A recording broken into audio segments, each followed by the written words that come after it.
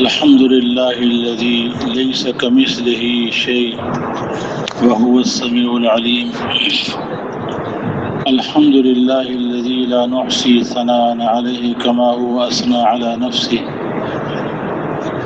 ونشهد أن لا إله إلا الله وحده لا شريك له.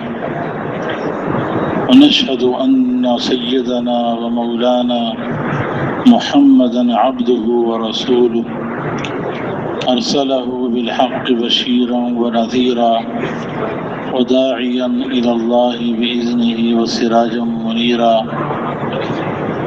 صلى الله تعالى عليه وعلى آله وأصحابه وسلم تسليما كثيرا كثيرا. أما بعد فأعوذ بالله من الشيطان الرجيم. بسم الله الرحمن الرحيم. كنتم خير أمة أخرجت للناس تأمرون بالمعروف وتنهون عن المنكر وتؤمنون بالله. وقال الله عز وجل: يا أيها المدثر قم فأنذر وربك فكبر وثيابك فطهر والرجز فاهجر ولا تمنن تستكثر ولربك فاصبر. وقال الله عز وجل: يا أيها المزمل قم الليل إلا قليلا. وقال الله عز وجل: فلا تذهب نفسك عليهم حسرات. وقال الله عز وجل: فلعلك باخع نفسك على آثارهم إن لم يؤمنوا بهذا الحديث أسفا.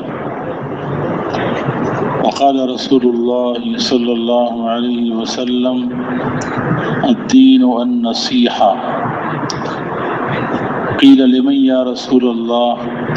قال: لله ولرسوله ولكتابه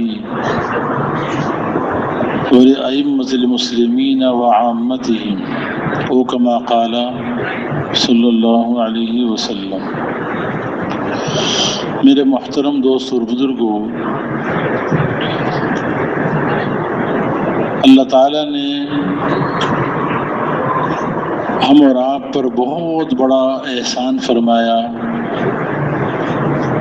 بہت بڑا انعام یہ کیا کہ اللہ نے ہم اور آپ کو حضرت محمد مصطفیٰ احمد مجتبیٰ صلی اللہ تعالی علیہ وسلم کی امت میں پیدا کیا، اور اللہ تعالیٰ نے ہمارے اور آپ کے پیارے نبی حضرت محمد صلی اللہ علیہ وسلم کو خاتم النبیین بنایا، اور آپ کی ختم نبوت کی برکت سے اللہ تعالیٰ نے اس امت کو حضور اکرم صلی اللہ علیہ وسلم والے کام میں شریک فرمایا، اور اسی کام کی وجہ سے اس امت کو ساری امتوں میں افضل اور بہتر اور اعلیٰ بنایا. اس لیے اللہ تعالیٰ نے اس امت کو خاص طور پہ خطاب کر کے فرمایا کہ کنتم خیر امت اخرجت للناس. اے امت محمدیہ، تم ساری امتوں میں بہتر ہو، ساری امتوں میں افضل ہو، تم مجھے ساری امتوں میں سے زیادہ اچھی لگتی ہو. اور اس کی وجہ کیا ہے کہ اخرجت للناس، تمہیں ساری دنیا کے انسانوں کی خیر خواہی کے لیے نکالا گیا ہے، ساری دنیا کے انسانوں کے نفع کے لیے. تمہاری ماؤں کے پیٹوں سے اللہ نے تمہیں نکالا ہے. تمہارے دنیا میں آنے کا مقصد ساری دنیا کے انسانوں کے ساتھ خیر خواہی اور ہمدردی اور انہیں جہنم کی آگ سے بچا کر جنت میں لے جانا یہ تمہارا کام ہے۔ وہ خیر خواہی کیا ہے؟ تم دنیا میں کیا کام کرو گے؟ تأمرون بالمعروف وتنہون عن المنکر، تم نیکی کا حکم کرو گے اور برائی سے لوگوں کو منع کرو گے۔ نیکی کو دنیا میں عام کرنے کی محنت کرو گے اور برائی سے روکنے کی محنت کرو گے۔ جو زندگی اللہ کو محبوب ہے، جو طریقہ اللہ کو زندگی گزارنے کا محبوب ہے، اس زندگی کو زندہ کرنے کے لیے اللہ کے بندوں پہ محنت کرو گے، اور جو طریقہ اللہ کو ناپسند ہے زندگی گزارنے کا، اس سے لوگوں کو روکنے کی محنت کرو گے۔ یہ تمہارا کام ہے۔ یہ خیر خواہی اور ہمدردی یہ اتنا بڑا کام ہے کہ اسی کام کی وجہ سے اس امت کو ساری امتوں کا سردار بنایا گیا، ساری امتوں میں افضل بنایا گیا۔ دوسروں کا بھلا چاہنا، اوروں کو نقصان سے بچانے کی محنت کرنا،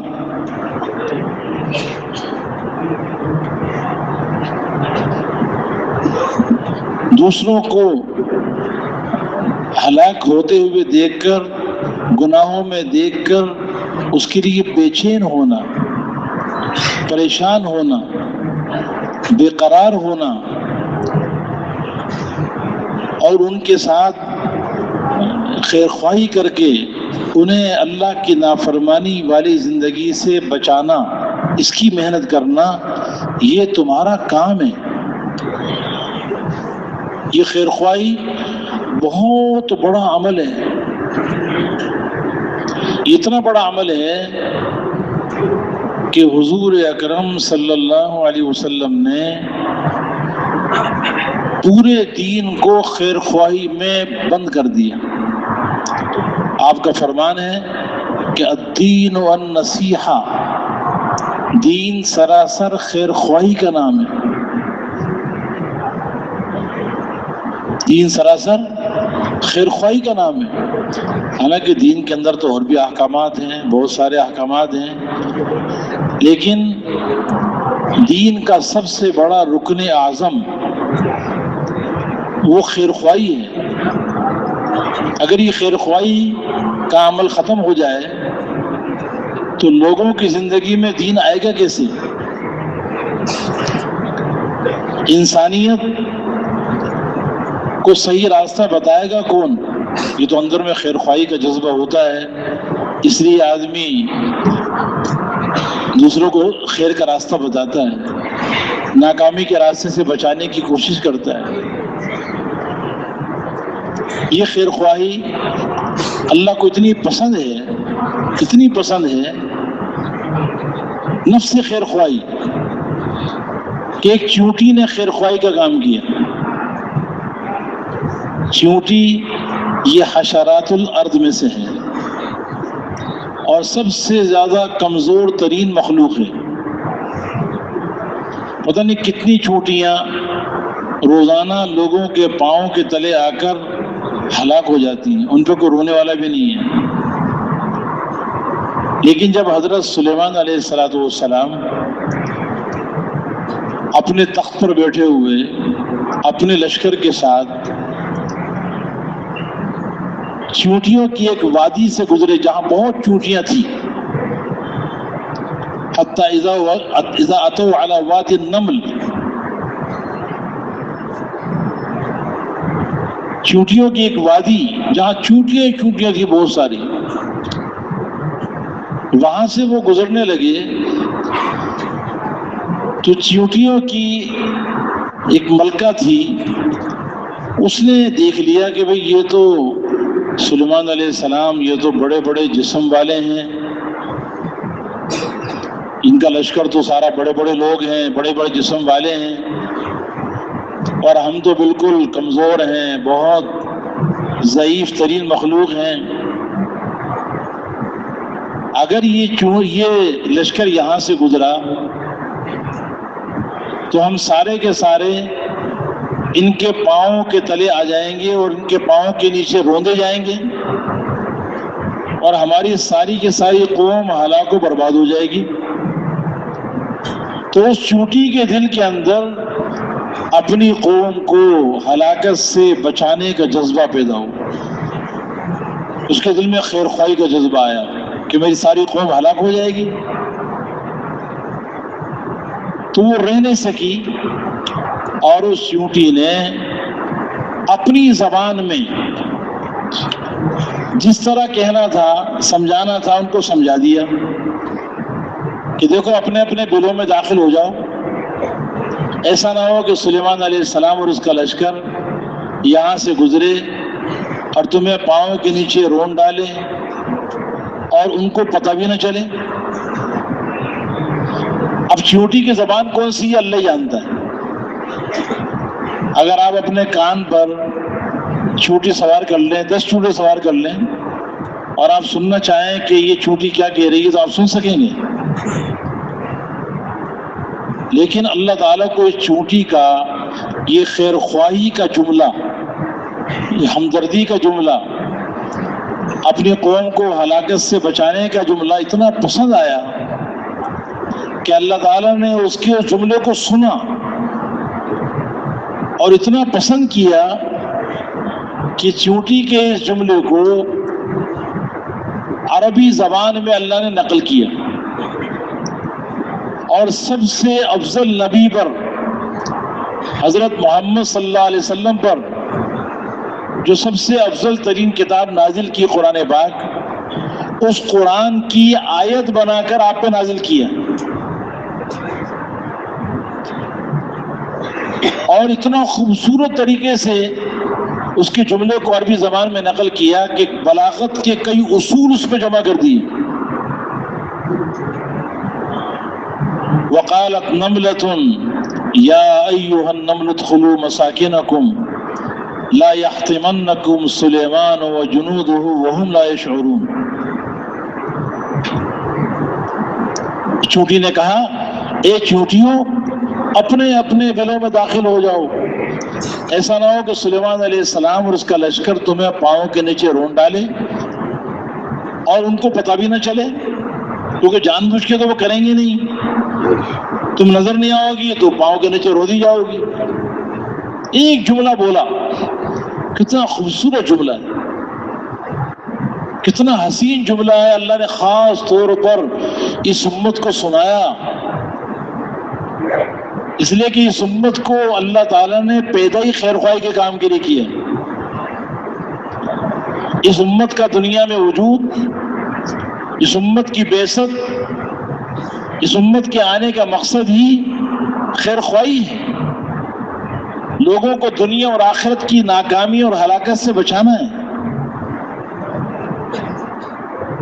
وہ چونٹی تو اپنے زبان حال سے یہ کہہ رہی ہے کہ میں تو مکلف نہیں ہوں. چونٹی مکلف نہیں ہے. اگر وہ چونٹی جملہ نہ بولتی اور ان کی ساری قوم ہلاک ہو جاتی، کیا اس سے پوچھا جاتا؟ انسان اور جنات کو اللہ نے مکلف بنایا احکامات کا، جانوروں کو تو بنایا نہیں ہے، حشرات والارض کو بنایا نہیں ہے. اس چونٹی نے اپنی زبان حال سے کہا کہ امت محمدیہ صلی اللہ علیہ صاحبہ، میں مکلف نہیں ہوں، میرے ذمے اپنی قوم کی خیر خواہی بھی نہیں ہے. لیکن میں نے بھی جب اپنی قوم کو ہلاک ہوتے ہوئے دیکھا تو میں بے چین ہو گئی، پریشان ہو گئی کہ میری آنکھوں کے سامنے میری ساری قوم ہلاک ہو جائے گی. تو مجھ سے رہا نہیں گیا اور میں نے ایک جملہ ایسا بول دیا، صرف ایک جملہ، جس سے اپنی ساری قوم کو ہلاکت سے بچا لیا. تو اے امت محمدیہ، تمہیں تو اللہ نے اسی کام کا مکلف بنایا ہے، تمہیں تو اس کام کے لیے پیدا کیا گیا ہے. تمہاری آنکھوں کے سامنے کتنے نوجوان، بوڑھے، تاجر، زمیندار، مالدار، غریب، کتنے اللہ کے بندے اللہ کے احکامات کو توڑ رہے ہیں، اللہ کے نبی کے طریقوں کو چھوڑ رہے ہیں، اور ان کی دنیا اور آخرت دونوں برباد ہو رہی ہے، لیکن تم اتنے بئیس ہو گئے، تمہارے دلوں پہ ذرے برابر کو غم ہی نہیں ہے، ایک جملہ میری طرح بولنا تمہارے لیے بھاری ہو گیا، تمہاری زبانیں اتنی خشک ہو گئی کہ ایک جملہ بول کر انہیں اللہ کی طرف متوجہ کر دیتے اور اللہ کے سامنے رونے والا بنا دیتے، ان کے رخوں کو اللہ کی طرف موڑ دیتے، اللہ کے اوامر کی طرف ان کے رخوں کو موڑ دیتے، تو کتنے لوگوں کی ہدایت کا تم ذریعہ بن جاتے۔ تو مجھ سے زیادہ عاجز تو نہ بنو۔ یہ چونٹی بھی ہمیں سبق سکھا رہی ہے۔ اب دیکھو نا، ہے تو وہ چونٹی، لیکن اللہ تعالیٰ کو اتنی پسند آئی کہ اس کا پوری سورت کا نام ہی اس چونٹی کے نام سے، سورۃ النمل۔ ایک چونٹی نے خیر خواہی کا کام کیا ہے، اللہ تعالیٰ نے اس کا ذکر بھی اپنی کتاب میں کیا، اس امت کو اس کی ذمہ داری یاد دلانے کے لیے کہ دیکھو تمہارا کام تو کتنا بڑا کام اللہ نے دیا ہے، چونٹی وہ کام کر لے تو وہ اللہ کو اتنی پسند آتی ہے کہ اس کا ذکر اپنی سب سے افضل ترین کتاب میں اللہ تعالیٰ کر دیتے ہیں۔ یہ خیر خواہی، دوسروں کا بھلا چاہنا اللہ کو اتنا پسند ہے۔ پھر اسی صورت میں سورہ نمل میں ہی اللہ تعالیٰ نے ایک پرندے کا ذکر کر دیا، وہ بھی سارا خیر خواہی پہ تھا۔ سلیمان علیہ السلام، اللہ نے ان کو ایسی بادشاہت دی تھی کہ کسی کو اس کے بعد نہیں دی، پرندے بھی ان کے تابع ہوتے تھے، ہر قسم کے جانور ان کے تابع ہوتے تھے، ہوا ان کو لے کے اڑتی تھی، غدوہا شہر ورواحہا شہر، ایک صبح میں 1 مہینے کا سفر کر لیتے تھے، ایک شام میں 1 مہینے تک کی مسافت طے کر لیتے تھے، بغیر پیٹرول کے، بغیر ڈیزل کے، ہوا لے کے چلتی تھی ان کو اتنی تیزی کے ساتھ۔ جہاز تو اب بنایا نا، لوگ کہتے بہت ترقی کی ہے سائنس نے، اس پر کون سی سائنس تھی؟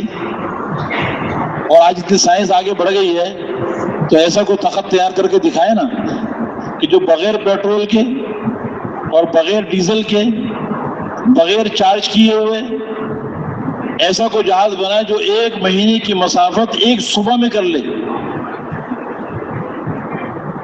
اللہ نے اپنی قدرت دکھائی اس زمانے کے اندر۔ اب سلیمان علیہ السلام کو کہیں پر پانی کی ضرورت ہوتی ہے، پانی موجود نہ ہوتا تو کہتے ہیں کہ ہدہد ایک پرندہ ہے، اس کی یہ خاصیت ہے کہ وہ بہت دور سے پانی کا پتہ نکال لیتا ہے۔ تو سلیمان علیہ السلام اس کو بلاتے تھے کہ پانی کا پتہ کرو، تو ہو سکتا ہے ضرورت پڑی ہو۔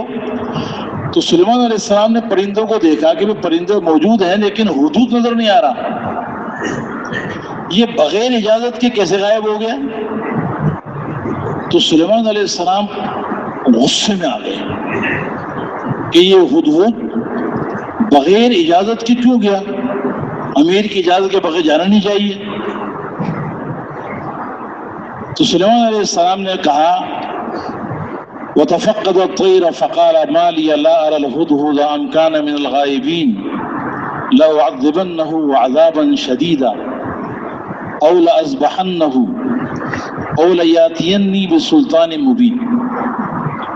سلیمان علیہ السلام نے کہا کہ یہ ہدہد بغیر اجازت کے گیا ہے، تو اگر یہ گیا ہے کسی معقول وجہ سے غائب ہوا ہے جو عقل میں بھی آتی ہے،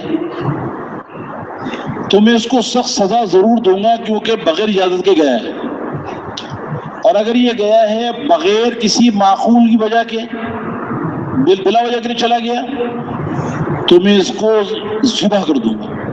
سزا کی انتہا یہ کہ اس کو ذبح کر دیں۔ یا یہ کہ یہ حدود کوئی کھلی دلیل لے کر آئے، اپنا پکا عذر بتائے تو پھر چھوڑوں گا۔ ابھی یہ بات سلیمان علیہ السلام نے کی تھی اور تھوڑا سا وقت ہی گزرا تھا، فمکث غیر بعید، تھوڑا وقت ہی گزرا تھا، ایک دم حدود سامنے آ گیا، اور حدود نے سلیمان علیہ السلام کا چہرہ پڑھ لیا، کیونکہ جب آدمی غصے میں آتا ہے تو اس کے چہرے پر غصے کے اثرات ظاہر ہوتے ہیں۔ تو ایسا معلوم ہوتا ہے کہ حدود کو بھی اندازہ ہو گیا کہ سلیمان علیہ السلام بڑے غصے میں ہیں، میں بغیر اجازت کے گیا تھا۔ تو حدود نے ایک ایسا جملہ کہا آتے ہی کہ بجائے اس کے کہ سلیمان علیہ السلام اس کو سزا دیتے، سلیمان علیہ السلام نے اس کو انعام دیا۔ اس نے کیا کہا؟ فقال احطت بما لم تحط به وجئتک من سبأ بنبأ یقین۔ اس نے کہا کہ سلیمان علیہ السلام، میں ایسی بات کا علم لے کر آیا ہوں جس کا آپ کو بھی علم نہیں ہے۔ اب نبی تو اپنے وقت میں سب سے بڑا عالم نبی ہوتا ہے، لیکن وہ شریعت کا عالم ہوتا ہے۔ دنیا کے حالات کے اعتبار سے اگر کسی کو کوئی زیادہ حالات کا پتہ ہے تو بس یہ جزوی ایک اس کی فضیلت ہے، باقی کوئی نبی پر فضیلت ثابت نہیں ہوتی۔ نبی تو سب سے بڑا عالم ہوتا ہے، اللہ کے بعد نبی سے زیادہ علم تو کسی کے پاس نہیں ہوتا۔ لیکن دنیا کے حالات کے اعتبار سے حدود کو ذرا کچھ ایک ایسی بات کا پتہ لگا جو ان کو نہیں تھا۔ وہ گویا کہ یہ کہہ رہا ہے کہ دیکھو میں آپ کے پاس ایسی بات کی خبر لایا ہوں اور ایسا علم لے کر آیا ہوں جس کا علم آپ کو نہیں ہے، لیکن وہ کام آپ کا ہی ہے، ذمہ داری آپ کی ہے۔ تو میں گویا کہ آپ کی ذمہ داری میں آپ کا معاون بناؤں، اور میں آپ ہی کے کام میں لگا ہوا تھا۔ میں کس کام میں لگا ہوا تھا؟ آپ کے کام میں لگا ہوا تھا۔ اور وہ کام کیا ہے؟ انی وجدت امرأة تملکهم وأوتیت من کل شیء ولها عرش عظیم وجدتها وقومها یسجدون للشمس من دون اللہ۔ کہا کہ میں آپ کے پاس قوم سبا کے پاس سے آ رہا ہوں۔ قوم سبا کہاں تھی؟ قوم سبا یمن میں آباد تھی۔ یمن کا ایک شہر ہے، وہاں کا دارالخلافہ ہے صنعاء۔ اس صنعاء کے بالکل قریب ایک شہر ہے جس کا نام ہے معارب۔ اس معارب شہر کے اندر قوم سبا آباد تھی۔ تو سلیمان علیہ السلام فلسطین میں اور قوم سبا یمن میں ہے، اور قوم سبا معارب تک کا فاصلہ، فلسطین سے وہاں تک کا فاصلہ تقریباً کوئی 3000 کلومیٹر کے قریب ہوگا۔ 3000 کلومیٹر جانا اور 3000 کلومیٹر واپس آنا، کتنا ہو گیا؟ 6000 کلومیٹر۔ تو گویا کہ حدود یہ کہہ رہا ہے کہ سلیمان علیہ السلام، میں تو اکیلا 6000 کلومیٹر کا گشت کر کے آ رہا ہوں، اور وہاں کی سچی خبر لے کر آ رہا ہوں۔ اور وہ خبر کیا ہے کہ میں نے وہاں پر دیکھا کہ ایک عورت ہے اور وہ وہاں ملکہ بنی ہوئی ہے، اور اسے دنیا کی ہر چیز اللہ نے دی ہے، بہت اس کے پاس دنیا کا ساز و سامان ہے۔ اور میں نے دیکھا کہ وہ عورت بھی اور اس کی ساری کی ساری قوم اللہ کو چھوڑ کر سورج کو سجدہ کرتی۔ کتنا بڑا جرم ہے، کتنا بڑا ظلم ہے۔ جس اللہ نے پیدا کیا، ایک گندے قطرے سے بنایا، پانی پر انسان کی خوبصورت شکل کو بنایا، اس انسان کو بہترین آنکھیں دی، دیکھنے کے لیے آنکھیں دی، سننے کے لیے کان دیے، بولنے کے لیے زبان بنائی، پکڑنے کے لیے ہاتھ دیے، چلنے کے لیے پاؤں دیے۔ اتنا خوبصورت یہ انسان جس اللہ نے بنایا ہے، اس اللہ کی کو چھوڑ کر اللہ کے غیر کو سجدہ کرنا، یہ کتنا بڑا ظلم ہے اس کائنات میں۔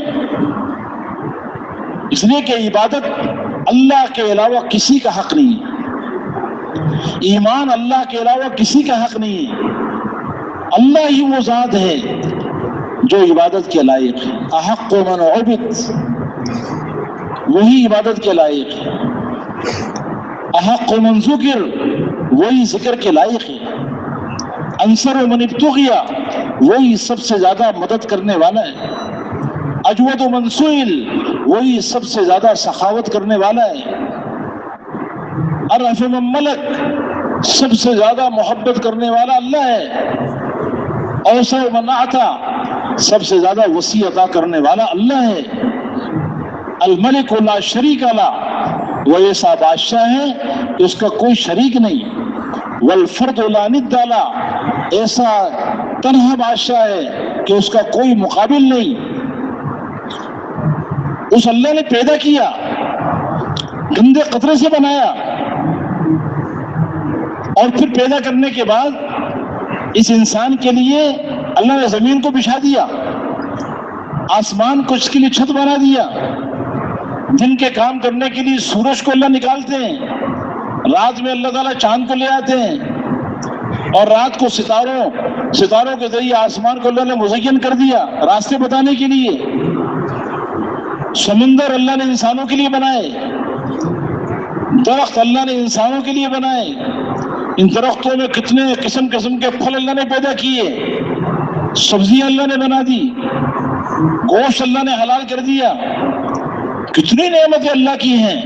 اتنے بڑے محسن اور وہ اپنے منی میں حقیقی اللہ کو چھوڑ کر اللہ کے غیر پہ یقین کرنا، اللہ کے غیر پر اعتماد کرنا، اللہ کے غیر کو سجدہ کرنا، اللہ کے غیر سے مدد مانگنا، اللہ کے غیر کے سامنے سجدہ کرنا، یہ کائنات میں سب سے بڑا جرم ہے.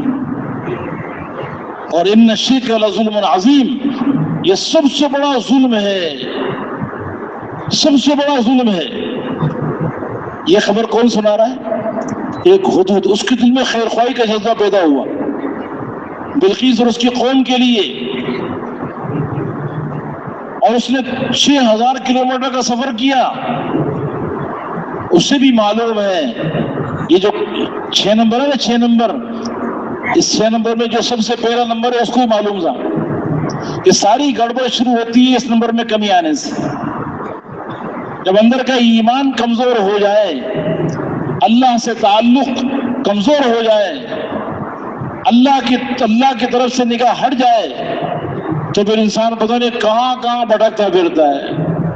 کوئی پتھروں کو سجدہ کر رہا ہے، کوئی سورج کو سجدہ کر رہا ہے، کوئی آگ کو سجدہ کر رہا ہے. جو ایک اللہ کو نہیں مانتا اور پتہ نہیں کتنے غیر اللہ کے سامنے جھکتا ہے، اور وہ اس کا کوئی کام بنتا نہیں ہے اللہ کے ارادے کے بغیر. اس لیے کہ لا الہ الا اللہ، لا معبود الا اللہ، لا مقصود الا اللہ، لا مطلوب الا اللہ. عزت دینے والا کون ہے؟ ذلیل کرنے والا کون ہے؟ کامیاب کرنے والا کون ہے؟ ناکام کرنے والا کون ہے؟ نفع پہنچانے والا کون ہے؟ نقصان پہنچانے والا کون ہے؟ زندگی بنانے والا کون ہے؟ زندگی کو بگاڑنے والا کون ہے؟ اللہ جسے خوش کرنا چاہیں اسے کوئی غمگین کر نہیں سکتا، جسے اللہ غم دینا چاہیں اسے کوئی ہنسا نہیں سکتا، جسے اللہ مالدار بنانا چاہیں اسے کوئی غریب کر نہیں سکتا، اور جسے اللہ غریب کر دیں اسے کوئی مالدار بنا نہیں سکتا. یہ رات اور دن کا نظام اور زمین اور آسمان کا نظام، دنیا کے ساری چیزیں، اس کا پیدا کرنے والا بھی اللہ اور سارے حالات کا پیدا کرنے والا بھی اللہ ہے. تو یہ خبر لا کے دی ہدہد نے. اس سے پتہ لگتا ہے کہ ہدہد کو بھی معلوم تھا کہ نبی دنیا میں کیوں آتا ہے. اسے پتہ تھا کہ سلیمان علیہ السلام اللہ کے نبی ہیں. سلیمان علیہ السلام کے اندر جو اپنی امت کی ہدایت کے لیے بے چینی تھی، بے قراری تھی، خیر خواہی کا جذبہ تھا، وہ ہدہد میں منتقل ہو گیا ساتھ رہ کر. ہدہد بھی نبی کے ساتھ رہ کر اس کے اندر بھی نبی کا غم آ گیا، وہ جذبہ منتقل ہو گیا نا. تو اس نے دیکھا کہ یہ تو نبی کا کام ہے، بڑا کام ہے، چلو میں بھی تھوڑا ساتھ دے دوں. حالانکہ ذمہ نہیں تھا اس کی، ہدہد کے ذمہ، ہدہد مکلف نہیں ہے خیر خواہی کرنے کا. انسان و جنات کو مکلف بنایا نا اللہ تعالیٰ نے، پرندوں کو بھی مکلف بنایا. لیکن نبی کے اندر جو دین کے بٹنے کا غم ہوتا ہے، انسانیت کو گناہوں میں دیکھ کر نبی جب بے چین ہوتا ہے، بے قرار ہوتا ہے، اور انسانیت کی خیر خواہی کے لیے جو مارے پھرتا ہے ان کے پیچھے، تو یہ جذبہ اس جانور پہ اور پرندے میں منتقل ہو گیا. اور اس نے بھی اتنی بڑی قربانی کی، 6000 کلومیٹر کا سفر. کوئی پیٹرول تھوڑی ڈالتی ہے اس کے اندر، کیا خیال ہے؟ خود جو اڑتا ہے تو پیٹرول کے لیے اڑتا ہے یا ڈیزل ڈالتے ہیں اس کے اندر، چارج ہوتا ہے. پرندوں بھی چلتا ہے نا، اپنے پر پہ اڑتا ہے نا. تو جیسے ہم پاؤں پہ چلتے ہیں اور زیادہ چلیں تو ہم بھی تھک جاتے ہیں، تو پرندہ بھی جب زیادہ چلے گا تو وہ بھی اپنے پروں پہ جاتا ہے تو وہ بھی تھکتا ہے، اسے بھی آرام کی ضرورت پڑتی ہے. تو اس نے کتنی بڑی قربانی کی، 6000 کلومیٹر کا سفر کر دیا. اسے یہ پتہ لگ گیا کہ دیکھو نبی کا کام یہ ہے، خیر خواہی، ہمدردی، اوروں کو نقصان سے بچانا. سلیمان علیہ السلام نے جب اس کی بات سنی تو سلیمان علیہ السلام بڑے خوش ہوئے کہ وہ بڑا اچھا کام کر کے لایا یہ. تو سلیمان علیہ السلام نے اس سے کہا اچھا چلو میں ایک دعوت نامہ لکھتا ہوں بلقیس کے نام، یہ دعوت نامہ لو اور دوبارہ جاؤ. کہاں جاؤ؟ وہی بلقیس کے پاس. 3000 کلومیٹر جانا، 3000 کلومیٹر واپس آنا، دوبارہ جاؤ. دوبارہ تشکیل کر رہے ہیں اس کی، اور یہ دعوت نامہ دے کر آؤ. تو علماء کرام کہتے ہیں کہ سلیمان علیہ السلام نے، اگر سلیمان علیہ السلام چاہتے تو کسی اور کو بھیج دیتے جو اور جلدی میں ہی دعوت نامہ پہنچا کر آ جاتا، کیونکہ سلیمان علیہ السلام کے پاس تو ایسے آدمی موجود تھے کہ جنہوں نے، ایک ایسا آدمی جس کے پاس زبور کا علم تھا. جب سلیمان علیہ السلام نے بلقیس کا تخت منگوایا ہے نا، تو کہا بتاؤ ایکم یاتینی بعرشہا قبل ان یاتونی مسلمین، بتاؤ بلقیس کا تخت اس سے پہلے کہ مسلمان ہو کر آئے کون لے کر آئے گا؟ تو قال عفریت من الجن انا آتیک بہ قبل ان تقوم من مقامک، میں آپ کی یہاں اٹھنے سے پہلے بلقیس کا تخت میں لے کر آ جاؤں گا. ایک بڑے بھاری بھرکم جن نے کہا. سلیمان علیہ السلام نے کہا اس سے بھی زیادہ جلدی میں کون لائے گا؟ وقال الذي عنده علم من الكتاب انا آتیک بہ قبل ان یرتد الیک طرفک. تو اس آدمی نے کہا جس کو اللہ نے زبور کا علم دیا تھا، انہوں نے کہا آپ آنکھیں جھپکیں گے نا اتنی دیر میں اس کا آسمان سے اٹھا کے لے جاؤں گا 3000 کلومیٹر کے فاصلے سے. اور سلیمان علیہ السلام نے آنکھیں جھپکی اور وہ تخت وہاں موجود تھا. تو اگر سلیمان علیہ السلام چاہتے تو وہ خط جو دعوت نامہ تھا اس آدمی کے ذریعے بھیج دیتے، جلدی پہنچ جاتا، یا چھن کے ذریعے بھیج دیتے. لیکن سلیمان علیہ السلام نے کسی اور کا انتخاب نہیں کیا، اسی حدود کو کہا تم دوبارہ جاؤ، کیونکہ اس کے دل میں خیر خواہی کا جذبہ پیدا ہوا. وہ کہتے ہیں جو بولے وہی کنڈا کھولے، اسی نے فکر کی اور وہی خبر لے کر آیا. اس کے دل میں خیر خواہی تھی بلقیس کی اور اس کی قوم کی. تو کیا انعام دیا اس کو؟ میں نے کہا نا انعام دیا. انعام کیا دیا؟ انعام یہ دیا کہ بلقیس اور اس کی قوم جو مسلمان ہو تو ان کے مسلمان ہونے کا اجر یہ حدود کے عمل نامے میں جانا چاہیے. اور یہ بہت بڑا انعام ہے. کیا ہے یہ بہت بڑا انعام ہے. کسی ایک انسان کی ہدایت کا ذریعہ بن جانا یہ نجات کے لیے کافی ہے. اس لیے حضور پاک علیہ السلام نے فرمایا حضرت علی رضی اللہ تعالیٰ عنہ کو، واللہ یا علی لأن یہدی اللہ بک رجلا واحدا خیر لک من حمر النعم. اے علی اللہ کی قسم، ایک آدمی کو تمہارے ذریعے اللہ ہدایت دے دے یہ تمہارے لیے عربوں کے سرخ اونٹوں سے بہتر ہے. اس زمانے کے سرخ جو اونٹ ہوتے تھے وہ بہت مہنگے ہوتے تھے. آج کل کی بڑی بڑی گاڑیوں سے زیادہ مہنگے ہوتے ہیں.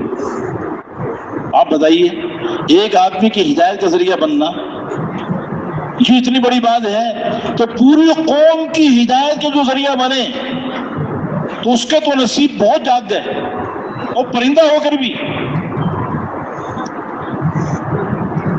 تو حدود کو جو وہ دعوت نامہ دیا تو کہا یہ لے کر جاؤ، پتہ لگ جائے گا کہ تم صحیح کہہ رہے ہو غلط کہہ رہے ہو، یہ بات بھی سامنے آ جائے گی، اور یہ دعوت نامہ بلقیس کو پہنچا کر آؤ۔ حدود نے کسی قسم کا عذر نہیں کیا ہے کہ سلیمان علیہ السلام میں تو اتنا لمبا سفر کر کے آگے تھک گیا ہوں، میں نے آپ کو خبر بتا دی ہے، اب آپ کے پاس تو بڑے بڑے لوگ موجود ہیں، کسی اور کے ذریعے بھیج دیں، میں آرام کر لیتا ہوں تھوڑا سا، کسی اور کو بھیج دیں۔ اس نے کوئی عذر نہیں کیا، وہ خوشی خوشی تیار ہو گیا، اپنی سعادت سمجھی کہ میری سعادت ہے کہ کسی قوم کی ہدایت کے لیے مجھے استعمال کیا جا رہا ہے، میری کیا حیثیت ہے۔ اسے کہتے ہیں دین کا کام، انسانیت کی ہدایت کا کام اللہ تعالیٰ ان لوگوں سے لیتے ہیں جو دین کے تقاضوں کو پورا کرنا اپنی سعادت سمجھتے ہیں، دین کے تقاضوں کو پورا کرنا بوجھ نہیں سمجھتے، وہ سعادت سمجھتے ہیں کہ یہ ہماری سعادت ہے کہ اللہ نے ہمیں اپنے دین کے لیے استعمال کر لیا۔ تو وہ خوشی خوشی تیار ہو گیا، اور وہ دعوت نامہ لے کے دوبارہ اس نے اڑنا شروع کیا۔ ابھی تو آیا تھا بیچارہ، دوبارہ اڑ کے جا رہا ہے، 3000 کلومیٹر جانا پھر واپس بھی آنا ہے، 12000 کلومیٹر کا سفر اس حدود نے اکیلے کیا۔ جب وہ یمن پہنچا اور بلقیس کے محل کو دیکھا تو وہ اپنے محل میں سوئی ہوئی تھی، دروازے بند تھے، اب کیسے جائے؟ تو ایک روشن دان کھلا ہوا تھا، روشن دان سے داخل ہوا وہ حدود، اور بلقیس کی مسیری پر وہاں پہ جا کے وہ دعوت نامہ رکھ دیا، اور خود جا کے بیٹھ گیا روشن دان پہ کہ دیکھو یہ جب اٹھے گی تو کیا کرتی ہے، کیونکہ سلیمان علیہ السلام نے کہا تھا کارگزاری میں سنانی ہے کہ وہ کیا کرتی ہے، یہ کارگزاری تبلیغ میں یہ بھی قرآن سے ثابت ہے، دیکھیں کہ وہ کیا کرتی ہے، دعوت کا کیا جواب دیتی ہے۔ اب بلقیس کی جب آنکھ کھلی اور وہ اٹھی، اس نے دیکھا یہ دعوت نامہ رکھا ہوا ہے، اس نے اٹھا کے اس کو پڑھا، انہ من سلیمان و انہ بسم اللہ الرحمن الرحیم اللہ تعلوا علی واتونی مسلمین، کہ یہ سلیمان علیہ السلام کی طرف سے خط ہے، میں شروع کرتا ہوں اس اللہ کے نام سے جو بے حد مہربان نہایت رحم کرنے والا ہے، تم فرما بردار بن کر مسلمان ہو کر آ جاؤ، تکبر نہیں کرنا، وہی دعوت ہے، اسی میں خیر ہے تمہارے لیے۔ اس نے دعوت نامہ پڑھا، اور پڑھنے کے بعد اس کی کوئی تحقیق بھی نہیں کی کہ یہ لایا کون ہے۔ بادشاہوں کے بعد جو خطوط آیا کرتے ہیں اس کے لیے تو سفیر متعین ہوتے ہیں، سفیر خط لے کے جاتا ہے، اس نے نہیں پوچھا کہ بھئی سفیر کہاں ہے، یہ سلیمان علیہ السلام کا جو خط کوئی لے کر آیا ہے وہ بندہ کدھر ہے جو لے کر آیا ہے، اس کی تحقیق ہی نہیں کی۔ اگر وہ تحقیق کرتی کہ بھئی یہ دعوت نامہ لایا کون ہے تو کیسے پتا پڑتا کہ کون لایا ہے؟ کسی کا دھیان بھی نہیں جاتا کہ یہ پرندہ جو بیٹھا نا وہ تو یہ لے کر آیا، کسی کا دھیان بھی نہیں جاتا۔ اور اگر کوئی کہہ دیتا کہ بھئی یہ پرندہ لے کر آیا حدود، تو کیا خیال ہے، وہ یقین کر دی؟ یہ تو عقل کی بات ہی نہیں کہ پرندہ خط لے کر آیا۔ بھئی بادشاہوں کے خطوط تو سفیر لے کر آتے ہیں، سفیروں کا بڑا مقام ہوتا ہے۔ ایسا اس کے دل میں اس دعوت کا، سلیمان علیہ السلام کے اندر کی بے چینی، خیر خواہی، ہمدردی، اس کا ایسا اثر پڑا اس کے دل میں، اتنا روب پڑا سلیمان علیہ السلام کی اس دعوت کا کہ اس نے اس کی تحقیق ہی نہیں کی، اور آگے کی کارروائی شروع کر دی کہ اب کرنا کیا ہے۔ اور بلقیس تھی تو کافرہ، لیکن اس اعتبار سے بڑی سمجھدار تھی کہ وہ کوئی کام مشورے کے بغیر نہیں کرتی تھی۔ اس نے فوراً اپنے مشورے والوں کو بلا لیا۔ آج تو ہمارے پرانے ساتھی بغیر مشورے کے کام کر دیتے ہیں، اور وہی چیز نزاع کا ذریعہ بن جاتی ہے، توڑ ہو جاتا ہے جماعت کے اندر کہ مثال نے بغیر پوچھے یہ کر دیا۔ تو بلقیس نے مشورہ کیا، سارے مشورے والوں کو بلایا اور بلا کے کہا دیکھو یا ایھا الملأ انی القی الی کتاب کریم وانہ من سلیمان وانہ بسم اللہ الرحمن الرحیم اللہ تعلوا علی واتونی مسلمین۔ اے میرے سرداروں، اپنی مشورہ کو میرے سرداروں، ان کی عزت احترام، یہ دعوت نامہ آیا ہے میرے پاس، یہ خط آیا ہے، بڑا عزت والا خط ہے، اور اس میں لکھا ہوا ہے کہ شروع کرتا ہوں میں اللہ کے نام سے جو بے حد مہربان نہایت رحم کرنے والا ہے، فرما بردار بن کے آ جاؤ، مسلمان ہو جاؤ، تکبر نہ کرنا۔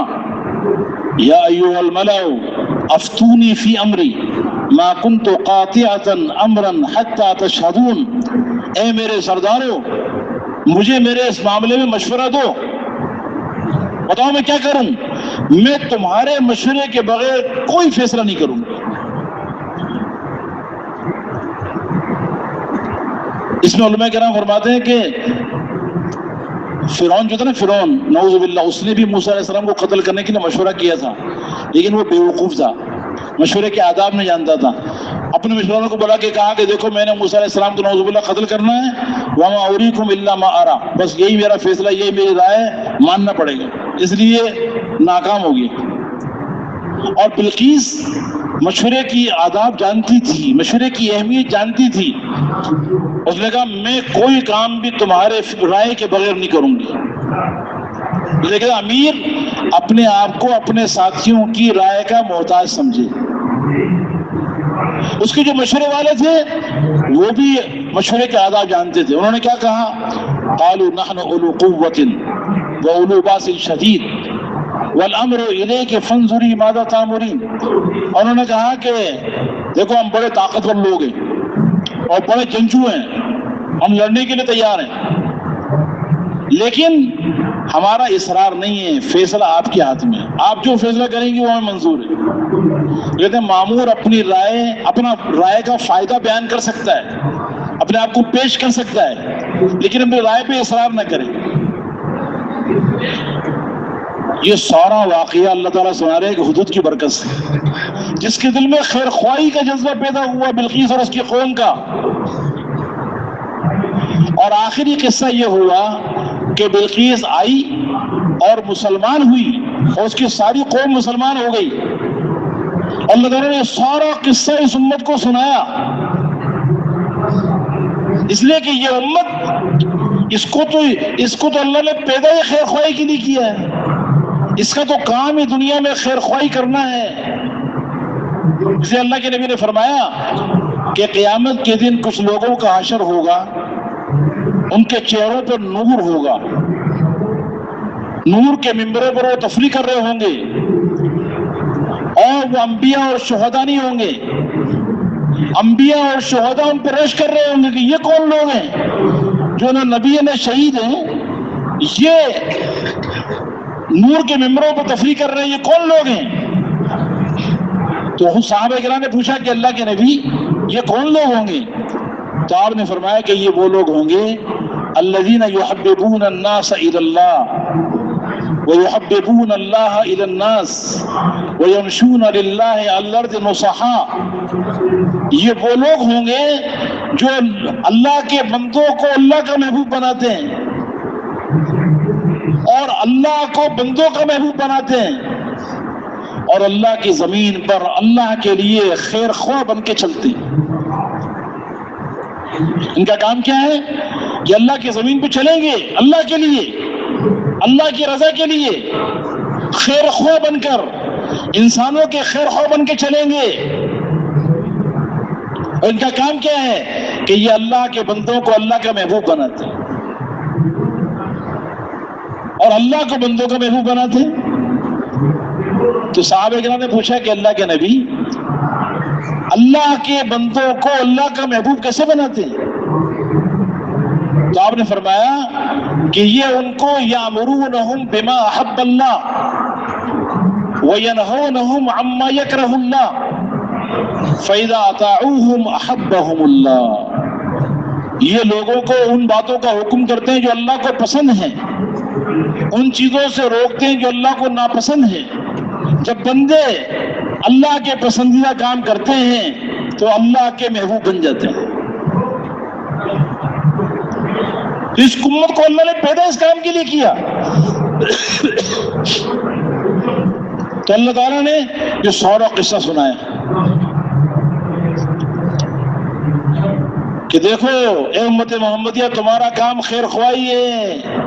ایک پرندہ خیر خواہی کر رہا ہے، اللہ کو اتنا پسند آ گیا کہ اللہ نے اس کا سارا واقعہ اپنے قرآن میں ذکر کر دیا. بیٹھ جاؤ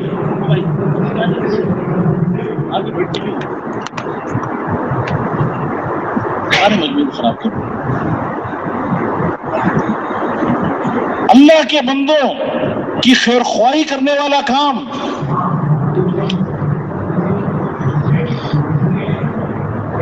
اے امت محمدیہ، تمہیں تو اللہ نے پیدا خیر خواہی کے کام کے لیے کیا ہے. ایک پرندہ ہدہد، اس نے خیر خواہی کی، اللہ نے اس کے اس قصے میں سارے کام اس امت کے ذکر کر دیے. اور وہ کام کیا ہے؟ ایک تو یہ ذکر کر دیا کہ دیکھو دین کا کام، ہدایت کا کام اللہ ان لوگوں سے لیتا ہے جن کے دلوں میں خیر خواہی کا جذبہ ہو، ہمدردی کا جذبہ ہو. اپنا بھلا تو ہر ایک چاہتا ہے، دوسروں کا بھلا چاہنا. اس نبوت والے کام کی جو بنیاد ہے اور نبوت کے کام کی جو اساس ہے وہ خیر خواہی ہے. خیر خواہی اتنا بڑا عمل ہے کہ اگر ایک چونٹی کر رہی ہے تو اللہ نے اس کا ذکر بھی قرآن میں کیا. ایک پرندہ کر رہا ہے، اس کا ذکر اللہ اپنے قرآن میں کر رہے ہیں. اور اس خیر خواہی کی برکت سے اس کام کی بنیاد ہے نقل و حرکت. ایک پرندے نے حرکت کی. کس نے حرکت کی؟ پرندے نے.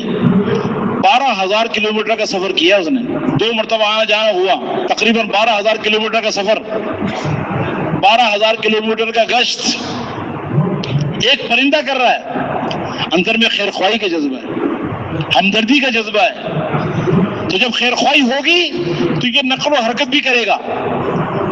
نقل و حرکت کے بغیر انسانوں کی زندگی میں ہدایت کا نور نہیں آئے گا. ہر نبی نقل و حرکت کرتا تھا. سارے انبیاء علیہ السلام خود چل کے لوگوں کے پاس جاتے تھے. صحابہ کرام خود چل چل کر پوری دنیا میں گئے، پوری دنیا میں گئے اللہ کا پیغام لے کر. حضور صلی اللہ علیہ وسلم نے صحابہ کرام کی جماعتیں بنا بنا کے دنیا کے ملکوں میں بھیجی. کہاں کہاں صحابہ کرام گئے ہیں. تو نقل و حرکت بنیاد ہے اس نبی والے کام کی. جب نقل و حرکت وجود میں آئے گی تو اللہ باطل کو توڑے گا اور حق کو اللہ غالب کرے گا. اور یہ نقل و حرکت یہ جب ذریعہ بنتی ہے ہدایت کا جب نقل و حرکت قربانی کے ساتھ ہو. تو اس حدود نے بھی قربانی کے ساتھ نقل و حرکت کی، نہ چاہتے ہوئے بھی کیا، قربانی کے ساتھ. مجاہدہ، قربانی، یہ داعی کا زیور ہے. دین کے لیے قربانی کرنا، اپنے جسم کو تھکانا، جان لگانا، مال لگانا، اپنی صلاحیتیں لگانا. اس لیے حضور صلی اللہ علیہ وسلم نے ایسی امت تیار کی جو اللہ کے کلمے کو بلند کرنے کے لیے ساری دنیا میں گئی اور ہر طرح کی قربانی کر کے گئی. کھانا نہیں ملا، بھوک برداشت کی، پیاس برداشت کی، کپڑوں کی کمی برداشت کی، خواہشات کو قربان کیا، حاجتوں کو قربان کیا تاکہ اللہ کا کلمہ دنیا میں بلند ہو جائے. تو نقل و حرکت ہو قربانی کے ساتھ تو پھر اللہ تعالیٰ ہدایت کا فیصلہ کرتے ہیں.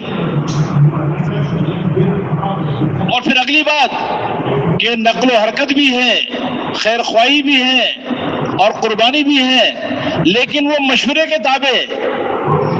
کس کے تابع ہے؟ مشورے کے تابع. ایک آدمی بغیر مشورے کے قربانیاں کر رہا ہے، اپنے بڑوں کی مانتے ہی نہیں ہے، مشورے کے تابع بننا چلنا نہیں چاہتا، تو خطرہ ہے کہ یہ نفس کے تابع ہو جائے گا. جو مشورے کے تابع نہیں ہوتا اس کے بارے میں خطرہ ہے کہ یہ اپنے نفس کے تابع ہو کے چلے گا. اس لیے مشورہ بڑا اہم ہے. بغیر مشورے کے اجتماعیت پیدا نہیں ہوتی.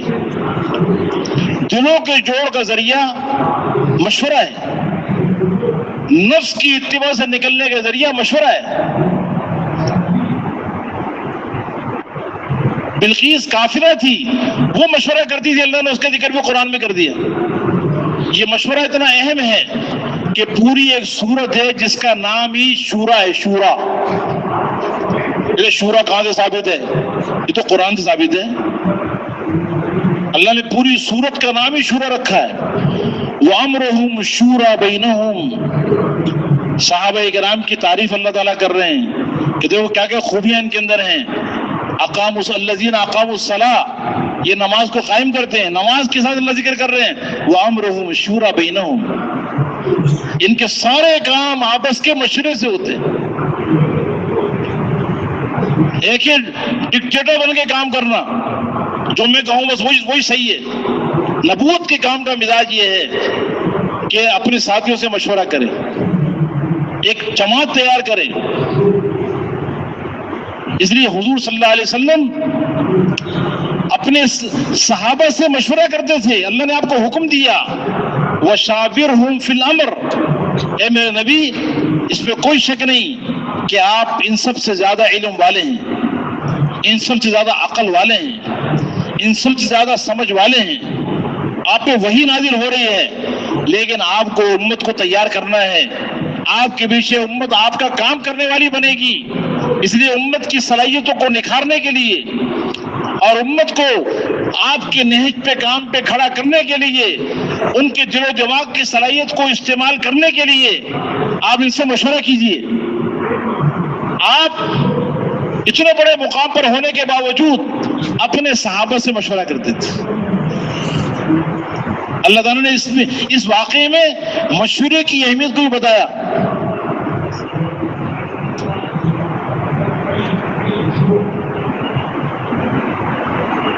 ایک خیر خواہی کا کام یہ اللہ کو اتنا پسند ہے کہ ایک چھوٹی خیر خواہی کر رہی ہے، اس کو اللہ اپنے قرآن میں ذکر کر رہے ہیں امت کی رہبری کے لیے۔ ایک پرندے نے خیر خواہی کی امت کی رہبری کے لیے، اللہ پرندے کا سارا قصہ سنا رہے ہیں۔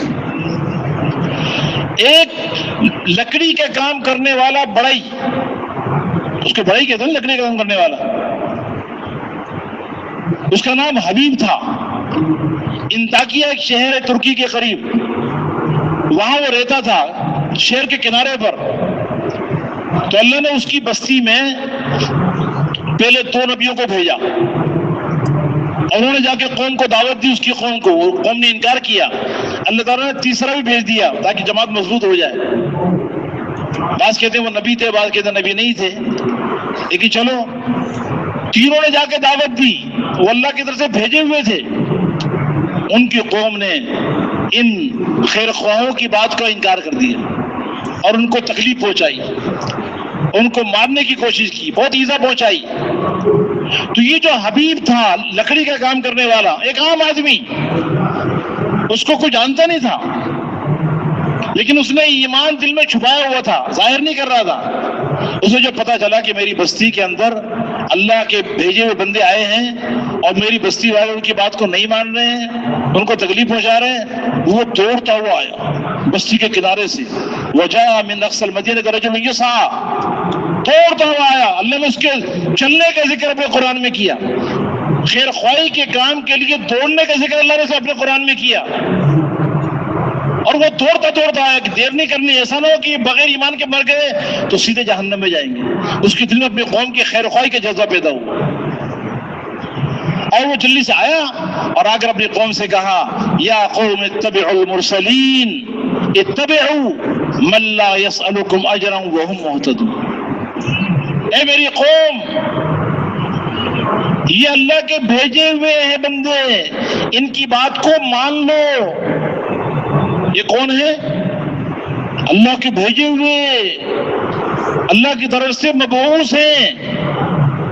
ان کی حیثیت کو پہچانو، یہ عام لوگ نہیں ہیں، یہ کسی بادشاہ نے نہیں بھیجے، ان کو بھیجنے والا بادشاہوں کا بادشاہ اللہ ہے۔ اور اس سے نظر آتا ہے کہ بھیجے ہوئے کے ساتھ بھیجنے والے کی طاقت ہوتی ہے۔ ان کی بات کا انکار کرنا یہ دنیا اور آخرت کی ہلاکت کا ذریعہ ہے۔ ان کے ساتھ اللہ کی طاقت ہے، ان کی بات کو انکار نہ کرو۔ اور دوسری بات کیا ہے؟ اتبعوا من لا يسألكم اجرا، یہ وہ لوگ ہیں کہ یہ تمہاری خیر خواہی کے لیے تمہیں صحیح راستے کی طرف بلا رہے ہیں. یہ تم سے کچھ پیسہ نہیں چاہتے، عہدہ نہیں چاہتے، مال نہیں چاہتے، ان کی کوئی غرض نہیں ہے. یہ تمہارے خیر خواہ ہیں، تمہیں دنیا اور آخرت کی ناکامی سے بچانا چاہتے ہیں. اپنے خیر خواہ کی بات کا انکار کرنا بہت بڑی نادانی ہے. یہ تمہارے خیر خواہ ہیں، ان کی بات کو مانو. اور تیسری صفت ان میں کیا ہے؟ وہم مہتدون، سر سے لے کر پاؤں تک یہ بالکل پاک صاف لوگ ہیں، خوبیوں سے آراستہ ہیں، ہدایت یافتہ لوگ ہیں. جو یہ تمہیں دعوت دے رہے ہیں ان کے زبان کے بول اور ان کی زندگی کا عمل بالکل برابر ہے. کوئی داغ نہیں ہے ان کے اوپر کہ کہتے کچھ ہے کرتے کچھ ہیں. ایسے لوگوں کی بات کا انکار نہیں کرنا چاہیے. تو یہ حبیب نجار لکڑی کا کام کرنے والا پہلے تو اپنے ایمان کو چھپایا ہوا تھا نا، اب آ کے اپنی قوم کی خیر خواہی کا جذبہ پیدا ہوا اور ان کو اس نے دعوت دی. تو دعوت دینے سے ایمان زیادہ بڑھتا ہے، بہت طاقتور ہوتا ہے. ابھی تک ایمان چھپایا ہوا تھا، اب جب دعوت دی تو اپنے ایمان کو چھپا نہیں سکا اور اپنے ایمان کا بھی اظہار کر دیا. وَمَا لِيَ لَا أَعْبُدُ الَّذِي فَطَرَنِي وَإِلَيْهِ تُرْجَعُونَ. مجھے کیا ہوا کہ میں اس اللہ کی عبادت نہ کروں جس نے مجھے پیدا کیا ہے اور تم سارے اسی کے لوٹ کر جاؤ گے. میں اس اللہ کو چھوڑ کر ان بتوں کو اپنا معبود بنا لوں کہ اگر اللہ نقصان پہنچانا چاہے تو بت کسی کو وہ نفع دے نہیں سکتے. اور دیکھو کان کھول کے سن لو، انی آمنت بربکم فاسمعون. کان کھول کے سن لو، میں اللہ پر ایمان لے آیا جو تمہارا بھی رب ہے. کان کھول کے سن لو، میں بھی ایمان لے آیا. اب قوم نے جب سنا کہ یہ بھی مسلمان ہو گیا ہے تو انہوں نے اس کو بھی مارا، بہت مارا. بعض کہتے ڈنڈوں سے مارا، کوئی کہتے جوتیوں سے مارا، بہت مارا یہاں تک کہ وہ شہید ہو گیا. اور جب وہ شہید ہونے لگا تو بعض روایتوں میں آتا ہے کہ اس نے جاتے جاتے ایک دم اس کی زبان سے یہ نکلا، یا لیت قومی یعلمون بما غفر لی ربی وجعلنی من المکرمین. ہائے کاش میری قوم کو پتہ چل جاتا کہ اللہ نے میرے سارے گناہ معاف کر دیے اور جنت کی نعمتیں دے دے کر اللہ نے میرا کتنا اکرام کیا ہے. بعض روایتوں میں آتا ہے کہ اللہ نے اس کا جنت کا جو محل تھا جس میں اس کو داخل کرنا تھا وہ محل اللہ نے اس کو دنیا میں دکھا دیا. اس کو دیکھ کے وہ کہہ رہا ہے کاش میری قوم کو پتہ چلتا کہ اللہ نے میرے کو کتنا بڑا میرا اعزاز و اکرام کیا ہے. تو ایک لکڑی کا کام کرنے والا اگر وہ خیر خواہی ایک قوم کی کرے، اللہ اتنا بڑا اللہ نے اس کو اعزاز و اکرام کیا کہ اللہ نے اس کا قصہ اس صورت میں سنایا جو پورے قرآن کا دل ہے. اللہ کے نبی نے فرمایا ان لکل شیء قلبا، ہر چیز کا ایک دل ہوتا ہے. وقلب القرآن یاسین، اور قرآن کا دل سورہ یاسین ہے.